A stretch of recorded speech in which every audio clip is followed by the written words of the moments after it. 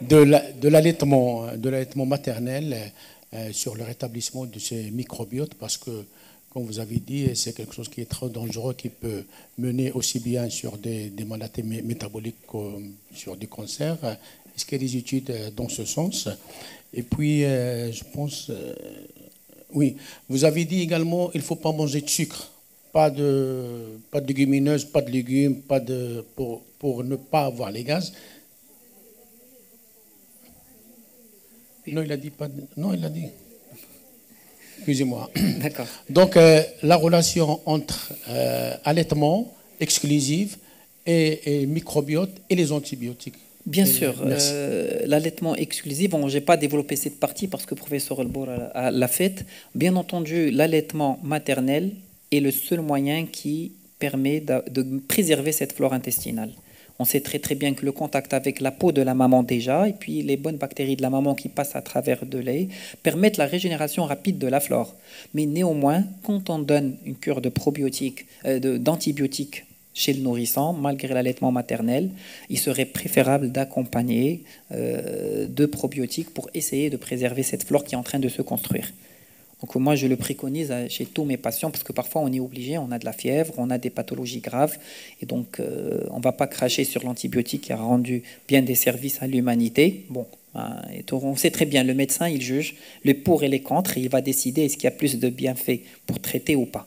Mais moi, j'accompagne toujours, moi je dis même pour ceux qui n'ont pas les moyens, parce qu'on sait qu'aujourd'hui, les prix des probiotiques ne sont pas accessibles à tout le monde sur le marché, mais le Boulardi, il reste très accessible au niveau du prix.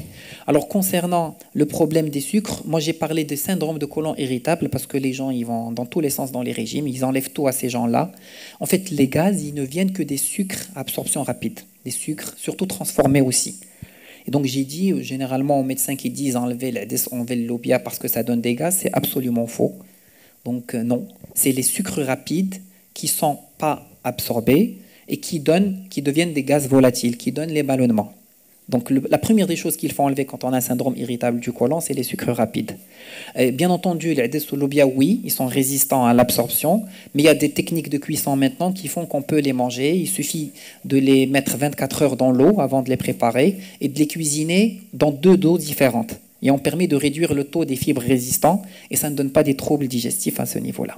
Et merci. Merci. Est-ce que le lait maternel est suffisant pour remplacer les probiotiques? On sait qu'il y a pratiquement 60 à 600 probiotiques. Oui, je suis d'accord. Et lait à l'alimentation de base de oui, largement suffisant. Est-ce qu'à nouveau-né, on va lui donner également des probiotiques ou c'est le lait maternel? Moi, je préfère donner en plus. Moi, je préfère lui donner toutes ses chances, mais le lait maternel est largement suffisant. Il est adapté et puis il faut donner au maximum qu'on peut. Il faut allaiter jusqu'à 2 ans quand on peut. Mais malheureusement, ce n'est plus toujours le cas aujourd'hui.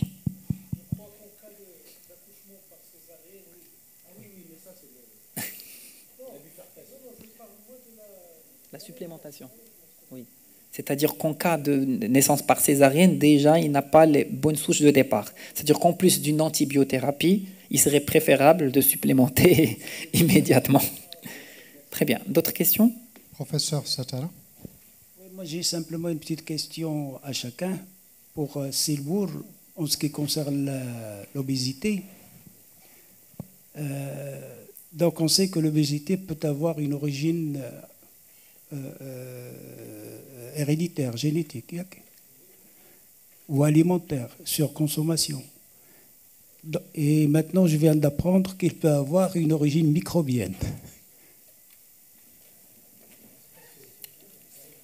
C'est-à-dire que les microbes d'une mère peuvent induire, obèse, peuvent induire l'obésité chez la progéniture, c'est ça? Vous savez, votre question m'intéresse beaucoup parce que hier, avant de dormir, j'étais en train Ta de question, penser à ça. votre question. Écoute, je vais te dire quelque chose, c'est Satara. C'est vrai, j'ai parlé tout à l'heure, je ne sais pas à qui, à propos de quelqu'un, un ami qui est vraiment trop obèse, obésité morbide. Et quand j'ai cherché dans sa famille, toute sa famille est comme ça, donc c'est génétique. Oui. Alors il est venu me parler de cette transplantation fécale. Alors j'ai commencé à dire, c'est génétique, d'accord? Mais est-ce que c'est le génétique lui-même, ou si on lui fait le transfert fécal, ça veut dire qu'on va changer le génome des bactéries. Est-ce que ça ne vient pas du génome des bactéries? Sachant que nous avons toujours des génomes de bactéries, le résidu, on va dire les vestiges qui sont non mitochondries. Vous voyez ce que je veux dire?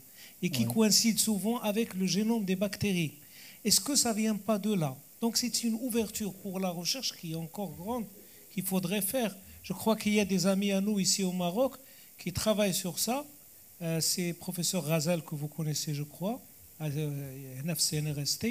Et je crois qu'on va essayer de travailler dans ce sens avec le professeur Ammar. Ok.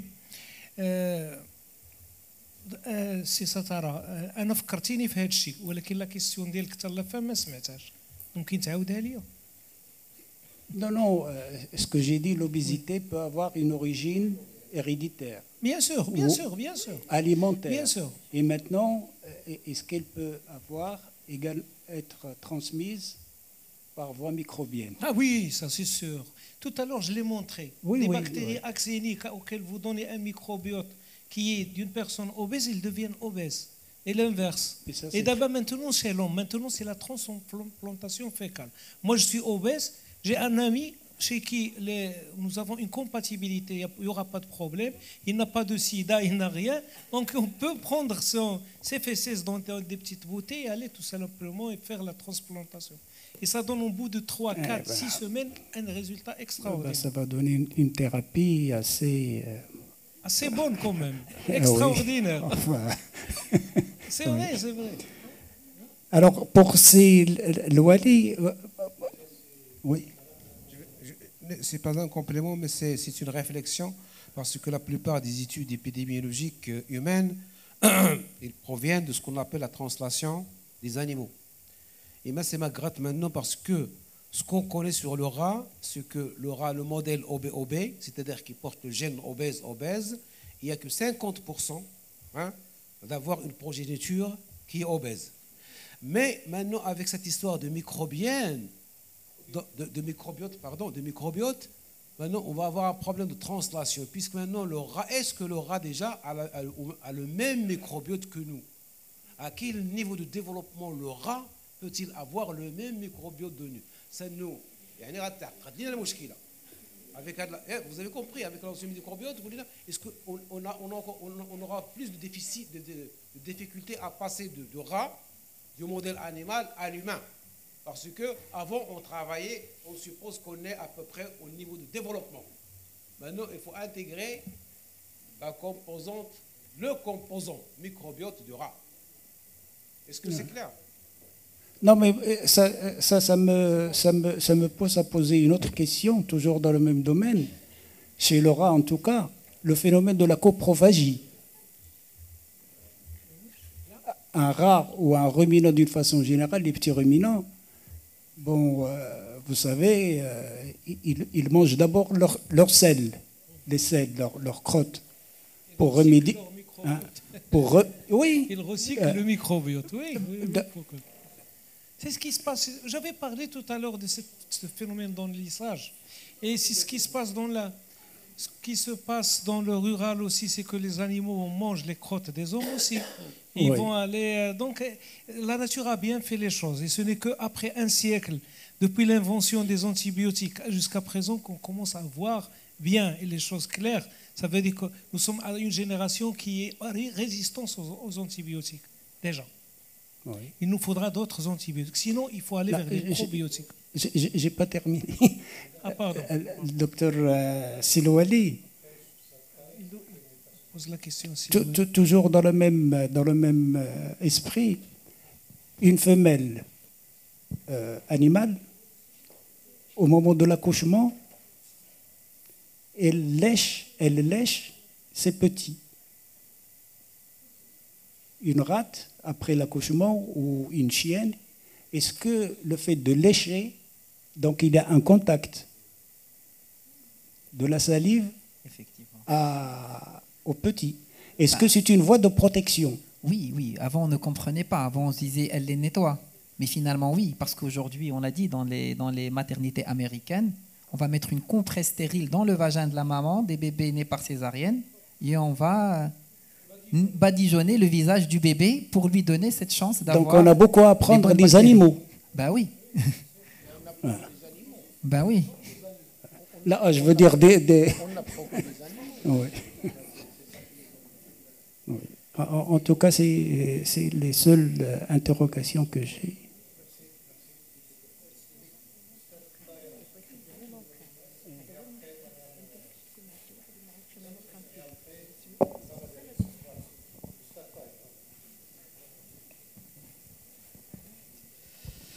Je voudrais d'abord remercier féliciter les orateurs pour la qualité de leur présentation.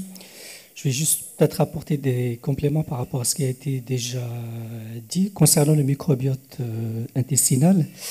Alors la notion d'un fœtus stérile n'est plus, c'est-à-dire le nouveau-né quand il naît, il est déjà colonisé. Et on a retrouvé de l'ADN bactérienne dans le liquide amniotique. Donc ça a été repris. En tout cas, c'est une notion peut-être qui est actuellement dépassée pour ce qui est du microbiote intestinal. Vous avez aussi parlé de la transplantation fécale. Et chez l'enfant que je connais peut-être le mieux, la transplantation fécale elle est efficace dans une seule pathologie pour le moment. C'est-à-dire ça a été démontré, c'est la colite pseudomembraneuse, souvent post-antibiotique. Mais on ne sait pas exactement ce qu'on transplante ou parmi dans ce substrat, c'est-à-dire ce microbiota qu'on va transplanter. Il y a une autre étude qui a été faite. En fait, on a ultrafiltré ce microbiota pour ne laisser passer aucun germe. Et il paraît que même avec cet ultrafiltrat, on a pu guérir la colite pseudomembraneuse. Comme quoi, on ne sait pas qu'est-ce qui agit exactement quand on fait un transplant d'un sujet sain, bien sûr avec des critères à un sujet qui est malade. On ne sait pas exactement parmi ce microbiote qu'est-ce qui va agir exactement au niveau de l'intestin du sujet malade.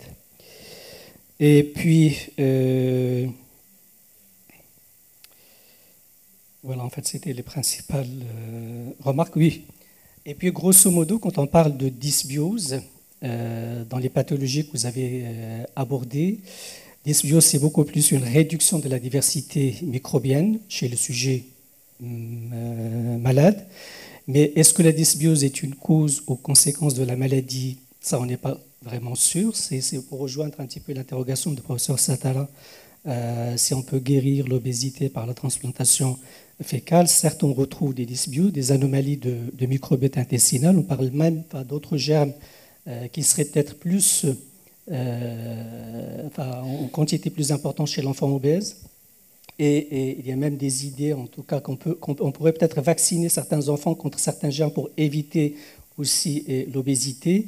Mais tout ça, bien sûr, c'est encore prématuré de se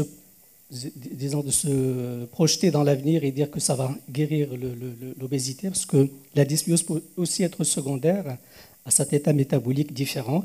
Donc, les gènes ont leur place, certes, il y a une interaction avec l'environnement, mais la transplantation fécale offre une opportunité thérapeutique peut-être qu'il va falloir affiner de plus en plus dans l'avenir. Et donc, il faut rester quand même méfiant par rapport à la manipulation, je dirais, du microbiote. Je vous remercie.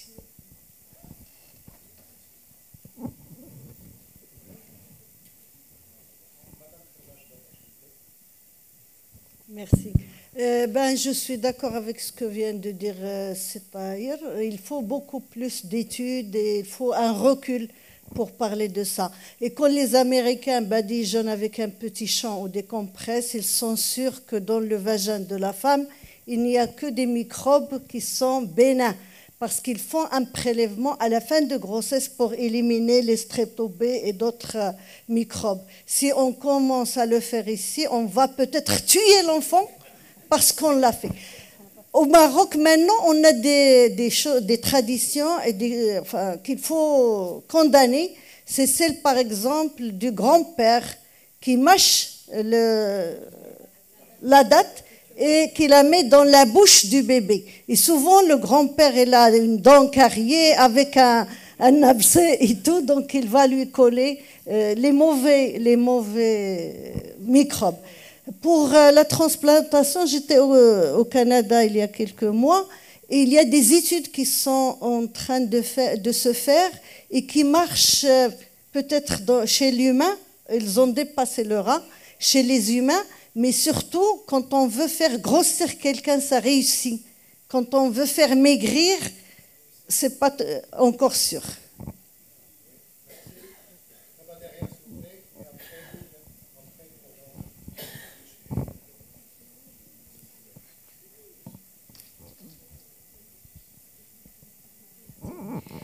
Ma question s'adresse au docteur Ouali concernant l'utilisation des probiotiques chez les sujets qui sont traités par des anti-TNF. Merci. Est-ce que c'est possible? Est-ce que c'est contre-indiqué? Est-ce que ça peut améliorer la situation? Bon, franchement, moi je ne vois pas l'intérêt parce que les immunosuppresseurs, ça fait baisser l'immunité. Bon. Après, est-ce qu'il y a une étude qui fait la corrélation entre la flore et les antisuppresseurs? Moi, je n'en connais pas. On parle plus d'anti-inflammatoires, d'antibiotiques.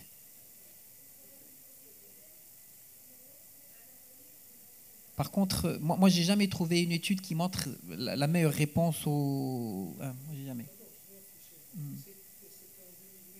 Attendez, il a trouvé une étude. Je l'avais affiché tout à l'heure dans une diapositive, comme quoi les immunosuppresseurs avec les probiotiques, il ne faut pas faire. Il faut faire attention. Mais aussi chez les personnes qui ont une pancréatite aiguë, etc., il ne faut pas prendre... Donc il y a quand même des... Bien, si vous voulez, s'il vous plaît, je laisse Monsieur le Président terminer la séance parce qu'il y a beaucoup d'autres questions. Donc, j'ai promis de donner la parole. Ici devant, s'il vous plaît. Voilà. Allez-y. Merci. Bonjour. Ma question peut être une petite réflexion à propos de l'allaitement maternel. Oui, c'est vrai que la composition du lait maternel bien définie, équilibrée en macronutriments, en micronutriments, en probiotiques. Mais le problème, c'est que ce que la femme qui allaite mange, c'est-à-dire s'il mange des produits, surtout notre culture de l'alimentation, c'est acidifiant. Donc le pH du lait maternel devient acide. Et donc, et aussi, on sait que l'allaitement, c'est une voie de détoxification pour la femme qui allaite. C'est-à-dire tout ce qui est acide, peut-être des toxines ou même déchets acides, va vers le nourrisson. Et ceci, c'est pour exactement faire un point de réflexion sur l'allaitement maternel, c'est-à-dire il faut apprendre à la femme qui allaite de quoi manger et quelle méthode, bien sûr. D'accord, merci. Petit commentaire.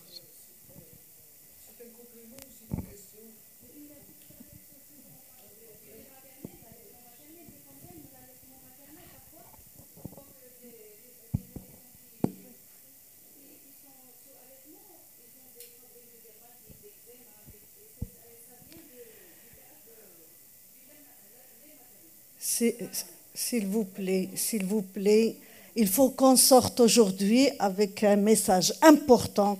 Le lait maternel pour l'enfant humain, c'est le meilleur lait. فهمتي؟ إلا مو مرضات ولا ماتت قلبوا له على نوريس بحال سيدنا محمد صلى الله عليه وسلم. C'est les seules choses qu'il faut retenir aujourd'hui.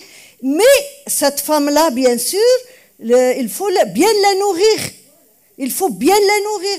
Cette femme-là, il ne faut pas lui donner n'importe quoi. Il faut qu'il soit bien hydraté.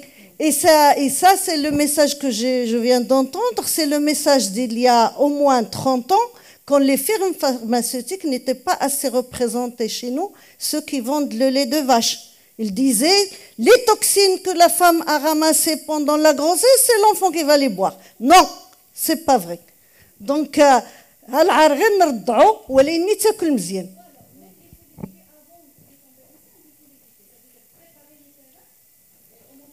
absolument. Absolument. Il faut des messages au niveau de l'école. Il faut des messages partout. Je crois qu'on est d'accord. Rien ne remplacera le lait maternel. Ça, c'est une chose qui est sûre. Dernière question, s'il vous plaît. parce qu'il y a un retard assez conséquent qui s'est accumulé. Il n'y a qu'à Monsieur le Président. Très bien. Dernière question, s'il vous plaît. Allez-y, mademoiselle. Bonjour, messieurs. Grand merci aux orateurs pour ces interventions qui sont vraiment très à la hauteur, très clarifiées. Merci aussi à la SMN pour ce colloque pertinent. Alors, mon intervention comprendra deux points. Je parle ici en tant qu'enseignante et enseigner surtout avec l'approche de la fin d'année, avec l'approche des examens, des nationaux. Alors, on voit que nos élèves, nos bacheliers, nos étudiants, alors le stress des examens, la malnutrition, ils boivent mal, ils dorment mal, et tout ça, ça, bien sûr, affecte leur microbiote. Malheureusement, ils sont mal formés, mal informés sur ce que peut causer cette dysbiose sur leur santé. Autant que plus, ils prennent beaucoup d'anti-inflammatoires non stéroïdiens que nous avons effectué en 2002 une étude sur les INS, les effets indésirables sur les INS, une étude perspective auprès des gastro-entérologues de Rabat, Kenitra Temara, et que nous avons trouvé beaucoup d'effets secondaires, beaucoup d'effets indésirables, très allant du faible jusqu'au sévère, qui peut causer des hémorragies au niveau du foie, au niveau de l'intestin même, qui peuvent mener à la mort. Malheureusement, ces informations, nous, on prend une part de la responsabilité. Et ça, je voulais joindre l'intervention du professeur Youssef sur les stratégies d'éducation, les stratégies d'agir, les stratégies d'informer et de former nos enfants, nos élèves, nos étudiants. Alors, le deuxième point, c'est un peu franchement personnel, mais j'ai une nièce qui est touchée par la maladie de Crohn. Et voir une jeune fille de 26 ans alitée, sans rien pouvoir faire pour elle, rien que pour diagnostiquer la maladie, on a couru à tort et à travers, à droite et à gauche. Malheureusement, le diagnostic, c'était très tardif pour connaître que notre belle nièce avait une maladie de Crohn qui l'a mis sur un fauteuil roulant, malheureusement, jusqu'à présent. Et ma question, c'est pour Dr Louali. Est-ce que c'est possible, au moins, de convaincre ou bien d'harmoniser le microbiote de ma nièce, d'établir avec l'échange fécal, coûte que ça sera même dans un pays à l'étranger comme la Belgique ou même au Maroc, parce que les probiotiques ou les prébiotiques n'ont pas donné de résultats probants. Merci. Dr Wali.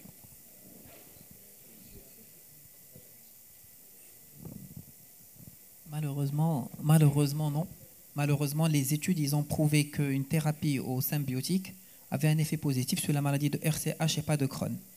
Au niveau de la maladie de Crohn, il y a le traitement usuel qui se donne, mais il y a surtout une hygiène de vie rigoureuse. C'est-à-dire qu'il y a des excitants qu'il faut éviter à vie. Et au moment des crises, il faut vraiment un régime draconien, sans fibres, etc. Et tout. Et si on fait un régime rigoureux avec le traitement médical, on améliore énormément sa qualité de vie. Mais par contre, au niveau des probiotiques et des probiotiques, ça ne donne pas. Au niveau de la transplantation fécale, non, il n'y a jamais eu de cas pareil. C'est-à-dire, moi, les seuls que je connais, c'est-à-dire en Europe, c'est les cas de personnes âgées qui ont des diarrhées à clostridie difficiles où la transplantation a résolu le problème. Et on n'a pas tenté encore pour la maladie de Crohn.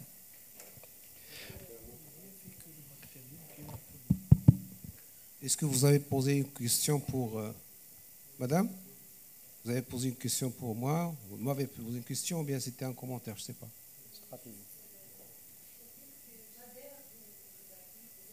Et vous voulez qu'on parle aussi des enfants qui ont des stress pendant les examens, c'est ça?